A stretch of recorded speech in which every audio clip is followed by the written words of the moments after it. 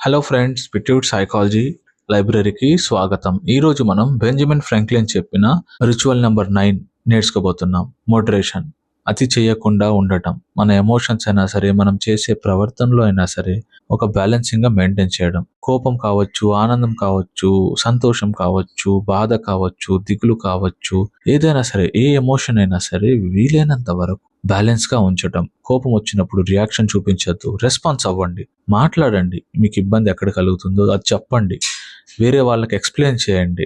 వీలైనంత వరకు మనసుని ప్రశాంతంగా ఉంచండి, ఆనందాన్ని కలిగించే విషయం మీద ఫోకస్ పెట్టండి.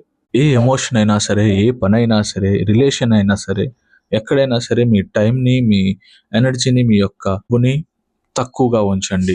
ఈ 3 విషయాల్లో ఎనర్జీ అనేది కావచ్చు, డబ్బు అనేది కావచ్చు, మీ సమయం అనేది కావచ్చు, అతిగా వేస్ట్ చేయొద్దు, యూస్ చేయొద్దు.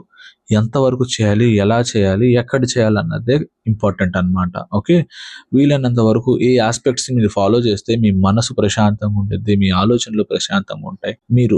మీ లైఫ్లో గ్రోత్ ఇంకా, మీ ప్రొడక్టివిటీ ఇంకా ఇంక్రీజ్ అయ్యింది. వీలైనంత వరకు అన్ని విషయాల్ని డైవర్ట్ చేయండి, మనసుని కుదుటుగా ఉంచండి. మీకు ఈ వీడియో నచ్చినట్లయితే వీడియోని లైక్ చేయండి, ఛానల్ని సబ్స్క్రైబ్ చేయండి, వీడియోని షేర్ చేయండి. మీరు ఏమైనా సలహాలు ఇవ్వాలనుకుంటే కింద కామెంట్ బాక్స్లో కామెంట్ చేయండి. మీకు ఏమైనా డౌట్స్ ఉంటే కింద కామెంట్ బాక్స్లో కామెంట్ చేయండి. Thank you for watching.